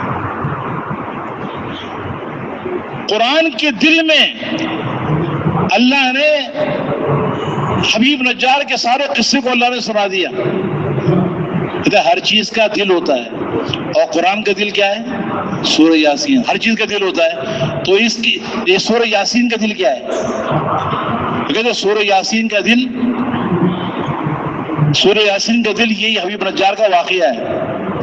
اچھا اس واقعے کا دل کیا ہے؟ ہر چیز کا دل ہوتا ہے. اس کا دل کیا ہے؟ اس کا دل خیر خواہی، ہمدردی ہے. تو دین نام ہی خیر خواہی کا ہے. دین نام کس کا ہے؟ خیر خواہی کا. فرعون کے خاندان کا ایک آدمی جو موسیٰ علیہ السلام پر ایمان لے آیا تھا اور موسیٰ علیہ السلام کے بارے میں فرعون نے مشورہ کیا کہ ان کو قتل کرنا ہے اور وہ اسی مجلس سے بیٹھا ہوا تھا. اس کو جیسے پتہ لگا وہ بھی دوڑتا ہوا آیا، آگے موسیٰ علیہ السلام کو بتایا کہ آپ یہاں سے نکل جائیے، آپ کے بارے میں یہ مشورہ ہو رہا ہے. اس نے بھی خیر خواہی کا کام کیا نا، نبی کی نبوت کی حفاظت کا ذریعہ بنا. اللہ نے اس کا ذکر بھی، حالانکہ فرعون کے خاندان کا تھا، اللہ نے اس کا ذکر بھی اپنے قرآن میں کر دیا. یہ خیر خواہی اللہ کو اتنی پسند ہے، اتنی پسند ہے کسی کو کھانا کھلا دینا بڑی خیر خواہی ہے، بھوکے کو کھانا کھلا دینا، پیاسے کو پانی پلا دینا، ننگے کو کپڑے پہنا دینا، یہ بھی خیر خواہی ہے۔ کہ سب سے بڑی خیر خواہی، سب سے بڑی ہمدردی کیا ہے کہ انسانیت کے دلوں کے اندر سے اللہ کے غیر کا یقین نکالنے کی محنت کرنا اور دلوں کے اندر سے مخلوق کا یقین نکال کر خالق کا یقین دلوں میں پیدا کرنے کی محنت کرنا۔ مال کا یقین دلوں سے نکل جائے، اعمال کا یقین، اعمال سے ہونے کا یقین دلوں میں آ جائے، یہ سب سے بڑی خیر خواہی ہے۔ دنیا کی فکریں دلوں سے ختم ہو جائیں، آخرت کی فکر دلوں کے اندر پیدا ہو جائے۔ انسانیت رسم و رواج سے نکل جائے، برادری کی رسومات، قوم کی رسومات اس سے نکل جائے اور نبی والی زندگی کو اختیار کرنے والی بن جائے۔ خاتم الانبیاء، سید الانبیاء، امام الانبیاء، دو جہاں کے سردار، آمنہ کے لال حضرت محمد مصطفیٰ صلی اللہ تعالی علیہ وسلم کی سنتوں پر زندگی گزارنے والے بن جائیں، یہ خیر خواہی ہے۔ نافرمانی اور معصیت والی زندگی سے انسانیت نکل جائے اور اللہ کی فرما برداری اور اطاعت والی زندگی پر آ جائے، پورا دین زندگیوں میں آئے، یہ خیر خواہی کا کام ہے۔ جہالت، قرآن و حدیث سے کس سے جہالت والی زندگی سے انسانیت نکلے اور قرآن و حدیث کے علم کا نور دلوں کے اندر داخل ہو جائے اور دل قرآن و حدیث کے علوم سے منور ہو جائے، یہ ہے خیر خواہی۔ اللہ سے غفلت کی ظلمتیں دل کے اندر سے نکل جائیں اور ذکر کے ذریعے اللہ کی معرفت کا نور، اللہ کا تعلق، اس کا نور دلوں کے اندر پیدا ہو جائے۔ بد اخلاقی والی زندگی، بد اخلاقی والی زندگی، اس سے انسانیت نکلے اور اچھے اخلاق، اخلاق حسنہ انسانیت کے اندر آ جائیں، ہر ایک کو فائدہ پہنچانا، ہر ایک کے ساتھ ہمدردی کرنا،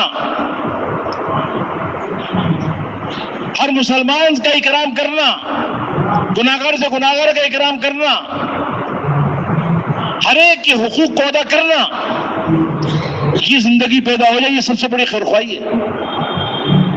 خود غرضی والی زندگی، ریاکاری والی زندگی، دنیا طلبی والی زندگی، عصبیت والی زندگی، میری برادری، میری زبان، میرا علاقہ، یہ عصبیت والی زندگی ختم ہو جائے اور اخلاص اور للہیت دلوں میں پیدا ہو جائے، یہ ہے خیر خواہی کا کام، سب سے بڑی خیر خواہی۔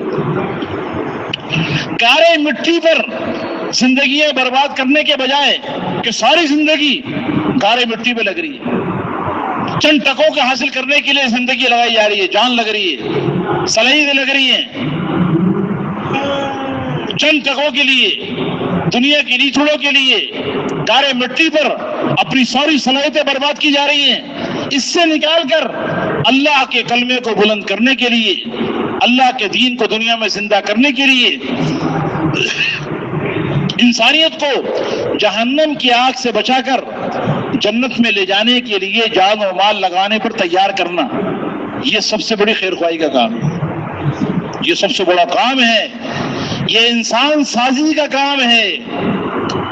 اس کام کے لیے نبیوں کو اللہ بھیجتے ہیں، انسان کو انسان بنانا، نبیوں کی محنت سے انسان بنتا ہے، اس لیے کہ انسان اس وقت تک انسان نہیں بنتا جب تک کہ اس کے اندر کا یقین ٹھیک نہ ہو جائے، اس کی زندگی کے طریقے نبی کے طریقوں کے مطابق نہ ہو جائیں، اس کے اندر اطاعت کا مادہ پیدا نہ ہو جائے، اس کے اندر قرآن و حدیث کا علم اس کے اندر جب تک نہ آ جائے، اس کے اخلاق جب تک اچھے نہ ہو جائیں، اخلاص اللہ جب تک نہ آ جائے، یہ جان و مال اللہ کے دین پہ لگانے والا نہ بن جائے، اس وقت تک انسان نہیں بنتا۔ یہ صفات اگر نہ ہو تو انسان انسانیت سے نکل کر جانوروں کی صف پہ کھڑا ہو جاتا ہے۔ یہ انسانیت سازی والا کام ہے، اس کے لیے نبیوں کو اللہ بھیجتے ہیں اور انبیاء علیہ السلام آ کر رات دن اس کی محنت کرتے ہیں. دن میں دعوت، لوگوں کے قلوب کو اللہ کی طرف متوجہ کرنا، یہ کام، اور رات کو اللہ کے سامنے کھڑے ہو کر اللہ کی رحمت کے بندوں کی طرف متوجہ کرنا.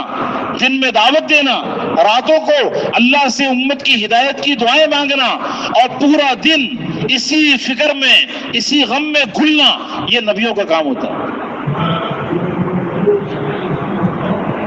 اس کے لیے اللہ نے ہماری جان و مال کو بھی خریدا ہے، کیونکہ یہ امت یہ ساری امتوں میں بہتر ہے. جیسے میں نے شروع میں کہا تھا، یہ ساری امتوں میں افضل ہے، اور اللہ نے اس امت کی جان و مال کی بڑی قیمت لگائی ہے.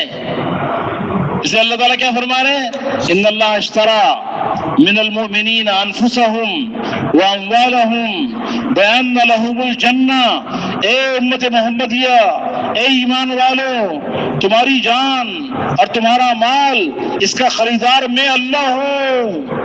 اپنی جان کو، اپنے مال کو مجھے بیچ دو، یہ جان میرے لیے لگا دو، یہ جان میرے کام میں لگا دو، یہ مال میرے کام میں لگا دو. حالانکہ جان مال دی کس نے بھائی؟ یہ ہماری اپنی ہے، کوئی اپنے گھر سے لے کر آیا ہے. جان بھی اللہ نے دی، مال بھی اللہ نے دیا، اور اپنی چیز کو اللہ کہہ رہے مجھے بیچ دو. حالانکہ امانت اللہ تعالیٰ کہتے مجھے تو میری امانت واپس کرو، اس کا حقدار ہے. لیکن اللہ تعالیٰ پھر بھی کیا کہہ رہے ہیں؟ چلو کوئی بات ہے، تم کو دیے نا، اچھا تمہاری تو چلو جان مجھے بیچو، مال مجھے دے دو، اس کا بدلے میں دوں گا. تمہیں میں کیا دوں گا؟ بیان لہم الجنہ، اس کے بدلے میں تمہیں جنت دوں گا. اس کے بدلے میں کیا دوں گا؟ جنت. جنت کیا ہے؟ اعددت لعبادی الصالحین ما لا عین رات ولا اذن سمعت ولا خطر على قلب بشر. میں نے اپنے نیک بندوں کے لیے جنت میں ایسی نعمتیں تیار کی ہیں جو کسی آنکھ نے نہیں دیکھی، کسی کان نے نہیں سنی، کسی انسان کے دل پہ اس کا وہم و گمان نہیں گزرا. ایسی نعمتیں دو گا، یہ جان میرے پر قربان کر دو، میرے دین پر، دین کو دنیا میں عام کرنے پر، انسانیت کی خیر خواہی پر یہ جان و مال لگا دو. تو آج تم اپنے گارے مٹی کے گھروں کی جدائی برداشت کرو گے، اس کے بدلے میں جنت میں تمہیں سونے چاندی کے محلات دوں گا. ایسے محلات داخل کروں گا کہ لبنتم من ذہب ولبنتم من فضہ، اس کی ایک اینٹ سونے کی، ایک اینٹ چاندی کی، ملاتھا المسک، اس کا گارا مشک کا، حسبہ اللؤلؤ، اس کی کنکریاں موتی کی، حشیشہ الزعفران، اس کی کھال زعفران کی. ایسے بہترین محلات. اللہ کے نبی نے فرمایا مساکن طیبہ کیا ہیں؟ قرآن پاک میں ذکر ہے نا، وہ مساکن طیبہ، پاکیزہ گھر. تو صحابہ کرام نے پوچھا اللہ کے نبی پاکیزہ گھر سے کون مراد ہے، کون کیا ہے؟ آپ نے فرمایا ان فی الجنت قصرا من لؤلؤۃ، جنت میں ایک محل ہے موتی کا بنا ہوا، لہو 70 دارا من یاقوتۃ حمراء، اس موتی کے محل کے 70 بڑے بڑے ہال ہیں سرخ یاقوت کے بنے ہوئے. فی کل دار 70 بیتا من زمرد خضراء، ہر بڑے بڑے ہال میں 70 کمرے ہیں سب زمرد کے بنے ہوئے. فی کل بیت 70 سریرا، ہر کمرے میں 70 مسیریاں لگی ہوئی ہیں. علی کل سریر 70 فراشا، ہر مسیری پر 70 بسترے لگے ہوئے ہیں. علی کل فراش جاریہ، ہر بستر پہ جنت کی ایک حور اس کا انتظار کر رہی ہوگی. آج شب جمعہ ہے نا، ذرا حساب لگا کے بتانا کتنی حوریں ہوں گی. جنت میں ایک محل، موتی کا محل، 70 اس کے بڑے بڑے ہال، ہر ہال میں 70 کمرے، ہر کمرے میں 70 مسیریاں، ہر مسیری پہ 70 بسترے، ہر بسترے پر ایک حور. تو ابھی 70 ضرب 7-8 مرتبہ ہوگا، اس ضرب کر کے بتانا کتنی بنتی ہیں. وفی کل بیت 70 مائدۃ علی کل مائدۃ 70 لونا من الطعام، ہر گھر میں 70 دسترخوان ہوں گے، ہر دسترخوان پہ 70 قسم کے کھانے رکھے ہوں گے. اب بتائیے گا کتنے قسم کے کھانے ہوں گے ہر کمرے میں نا، 70 بڑے بڑے ہال، اور اس میں ہر حال میں 70 کمرے، کتنے قسم کے کھانے ہوں گے. اور فی کل بیت 70 وصیفا ووصیفۃ، ہر کمرے میں 70 غلام، 70 خادمائیں اس کی خدمت کے لیے بیٹھی ہوں. آج اللہ پہ جان لگائی، اللہ کے لیے مال لگایا، تو اللہ اتنا بڑا اعزاز کریں گے کہ جدائی برداشت کی ہے گارے مٹی کے مکان کی اور سونے چاندی کے اور موتی اور یاقوت کے اور زمرد کے گھروں میں اللہ اس کا داخلہ کریں گے. گھر کے کھانے قربان کیے اور جنت میں پرندوں کا گوشت اللہ کھلائے گا. جنتی بیٹھا ہوگا اور پرندہ اڑتا ہوا جا رہا ہوگا, دل میں خیال پیدا ہوگا کہ اس کا گوشت میں نے کھانا ہے. وہ پرندہ اڑتے اڑتے سیدھا اس کے پاس آ جائے گا. ابھی خیال آیا, کسی کو کہا نہیں ہے, اندر میں دل چاہت پیدا ہوئی ہے. وہ پرندہ فوراً آئے گا اور آ کر اپنے پروں کو اوپر کرے گا اور اس کی دائیں اس کی دونوں طرف گوشت ہوگا. جس ذائقے کا کھانا چاہے, جیسی ڈش بنا کے کھانا چاہے اسی پرندے میں سے کھا لے, اس کے بعد پرندہ اڑ کے واپس چلا جائے گا. ایسے پرندوں کے گوشت اللہ کھلائے گا. کھانے کے بعد جنت کے پھل اللہ کھلائیں گے.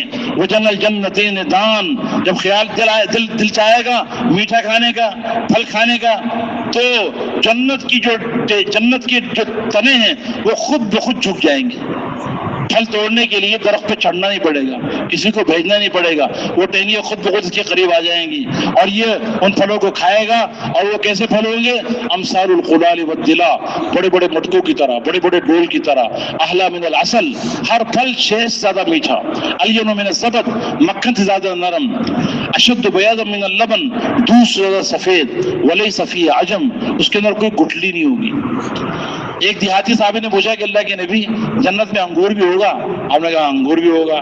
اس نے پوچھا اللہ کے نبی یہ بتائیے کہ انگور کا خوشہ کتنا بڑا ہوگا؟ آپ نے فرمایا مسیرۃ شہر للغراب لا یقع ولا یفتر. کوا ایک مہینہ تک کوا اڑتا رہے, ایک مہینہ سیدھا اڑتا رہے پورا مہینہ, سستائے نہیں اور گرے نہیں, مسلسل اڑتا رہے, پھر جا کر اس خوشے کی مسافت پوری کر سکے گا. تو وہ صحابی کہنے لگے, دیہاتی تھے نا, کہ اللہ کے نبی فما عظم الحبہ, انگور کا ایک دانہ کتنا بڑا ہوگا؟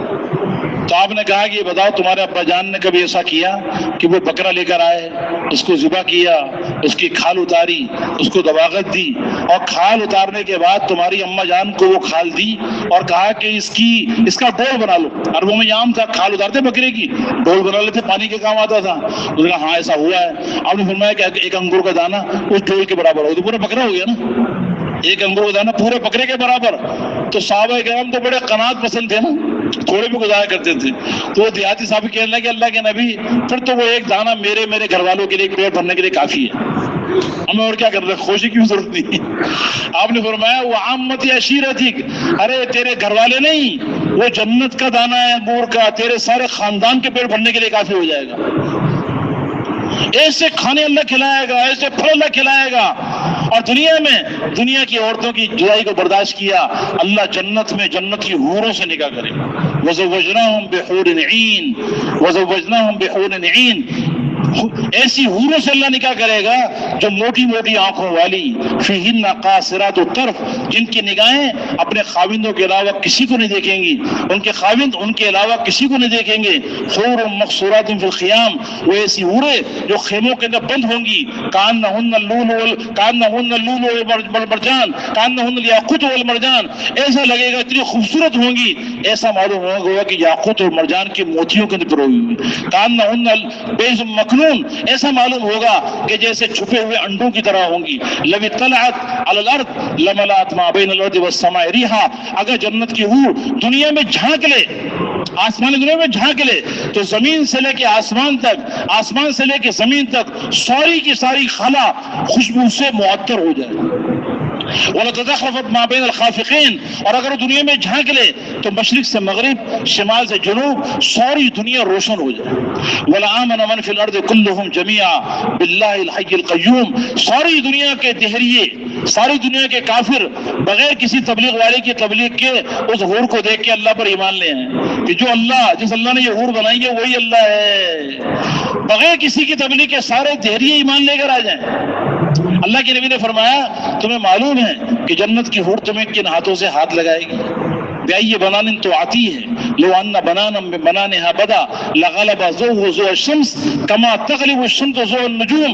اگر وہ جنت کی حور انگلی کا پوروا، یہ پوروا ہے، یہ انگلی کا پوروا اگر آسمان دنیا میں ظاہر کر دے تو سورج اس کے سامنے ایسے بے نور ہو جائے، یہ سورج کے نکلنے کے بعد ستارے بے نور ہو جاتے ہیں. جنتی اس کو دیکھے گا نا، حور کہتے ہیں حیرت سے، حیرت. جنتی اس کے چہرے کو دیکھے گا اتنا حیران ہو جائے گا کہ اس کو دیکھتے رہے گا، پتہ نہیں کتنے سال تک دیکھتے رہے گا. اور جنتی جنت کو، حور کو دیکھے گا، اس کے چہرے کو دیکھے گا، اس کے رخسار میں اپنا چہرہ شیشے سے زیادہ صاف نظر آئے گا. اس لیے جنت میں شیشے کی ضرورت ہی نہیں ہے. اپنے آپ کو بھی دیکھنا ہو تو اپنی حور کو دیکھ لیں. اتنی خوبصورت حور اللہ نے بنائی ہیں، جدائی برداشت کی دنیا کی عورتوں کی، اور جنت کی حوروں سے اللہ نے نکاح کر دیا. اور ڈر کی بات نہیں ہے، یہ دنیا والی بھی جو ایمان والی اور اعمال والی اور نماز پڑھنے والی، ذکر کرنے والی، تلاوت کرنے والی، دعوت کی محنت کرنے والی، اللہ کو راضی کرنے کے کام کرنے والی، اپنے خاوندوں کی دین کے کام میں مددگار بننے والی، ان کو بھی اللہ تعالیٰ جنت میں ان حوروں کا سردار نہیں بنا کر اللہ تعالیٰ ساتھ کر دے گا، اور ان کا حور جنت کی حوروں سے کئی گنا زیادہ ہوگا. یہ اللہ نے ایک موقع دیا ہے، یہ جان ایسے نہیں دے دی، یہ مال ایسے نہیں دے دیا کہ بس پیدا ہوئے ایک شہر میں اور تھوڑے 2-4 بچے ہو گئے اور ایک دکان کھول لی، ایک کارخانہ بنا لیا، جان بھی لگا دی، مال بھی لگا دیا، نہ دین کا پتہ نہ دین کی محنت کا پتہ، اور وہیں قبرستان میں دفن ہو کے چلے گئے. صحابہ کرام رضوان اللہ تعالی علیہ مجمعین، انہوں نے اپنے آپ کو پہچانا، اپنی ذمہ داریوں کو پہچانا. حضور پاک علیہ السلام نے ان میں ذمہ داری منتقل کی، اور وہ اس ذمہ داری کو پورا کرنے کے لیے انہوں نے اپنی جانوں کی قربانی لگائی، مال کو قربان کیا، اپنی صلاحیتیں لگائی کہ اللہ کا کلمہ بلند ہو جائے، اللہ کا دین دنیا میں زندہ ہو جائے، ہماری قبر دنیا کے اندر بن جائیں. پیدا مکے میں ہوئے اور مدینے میں ہوئے، حجاز میں، لیکن قبر جا کے بنی ہے دنیا کے ملکوں میں. 30-35 ہزار صحابہ کرام اردن کی زمین میں سوئے ہوئے ہیں، شام میں صحابہ کرام سوئے ہوئے ہیں، چین میں صحابہ کرام سوئے ہوئے ہیں، اور یورپ کے ملکوں میں صحابہ کرام سوئے ہوئے ہیں، افریقہ کے جنگلات میں ان کی قبریں بنی ہوئی ہیں.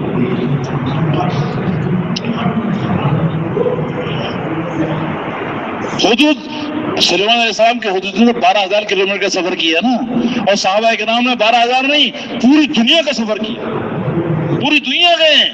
وہ محمد صلی اللہ علیہ وسلم کی حدود بن کر پوری دنیا میں گئے، اللہ کے پیغام کو دنیا میں عام کیا ہے، اور انہیں ثابت کر دیا کہ ہم دنیا کے کتے نہیں ہیں، ہم دنیا کے بیٹے نہیں ہیں، ہم دنیا کے ثبوت نہیں ہیں، ہم مسلمان ہیں، ہم حضور اکرم صلی اللہ علیہ وسلم کے امتی ہیں، ہم حضور کے کام والے ہیں، ساری دنیا کے انسانوں کے خیر خواہ ہیں، سب کے ہمدرد ہیں، ہم سب کو جہنم کی آگ سے بچا کے جنت میں لے جانا چاہتے ہیں.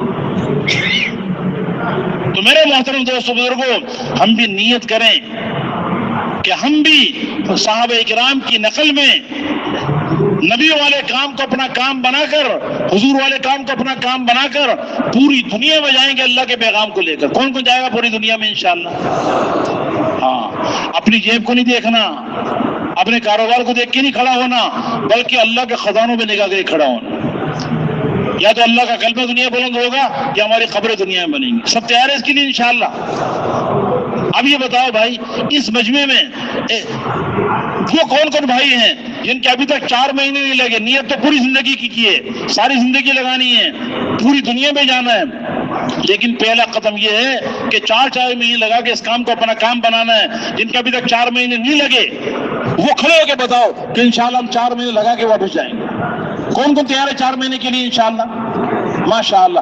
جو چلے کے لیے آئے وہ 4 مہینے کر دیں، 10 دن کے لیے آئے 4 مہینے کر دیں، اور جو شہر کے ساتھ آئے ہوئے ہیں وہ نقد 4 مہینے کی جماعتیں بنائیں اور پوری دنیا میں جانے کی نیت کریں. ماشاءاللہ ماشاءاللہ. اور کھڑے ہو جاؤ، اور کھڑے ہو جاؤ. ماشاءاللہ ماشاءاللہ ماشاءاللہ.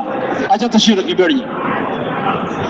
اچھا اب یہ بتاؤ بھائی، اس مجمع میں ایسے کون بھائی ہے جن کے 4 مہینے لگ گئے، اب ساری دنیا میں اللہ کا کلمہ بلند ہو جائے، اس کے لیے 1 سال بیرون ممالک اور 7 مہینے باہر ممالک کے لیے، 1 سال اندرون ملک کے لیے کون کون تیار ہے؟ کھڑو کے بتاؤ ماشاءاللہ۔ 1 سال باہر ممالک، 1 سال 7 مہینے، 1 سال اندرون ملک، ماشاءاللہ ماشاءاللہ ماشاءاللہ۔ اچھا جلدی سے بیٹھ جاؤ، جلدی سے بیٹھ جاؤ، جلدی، ابھی جانا نہیں ہے بھائی، جانا نہیں، جلدی بیٹھ جائے، جلدی سے بیٹھ جاؤ بھائی، جلدی بیٹھ جاؤ۔ اچھا اب یہ بتاؤ بھائی، اس مجمع میں ایسے کون بھائی ہیں جو نیت کرتے ہیں کہ انشاءاللہ سلت العادت ہے ایسا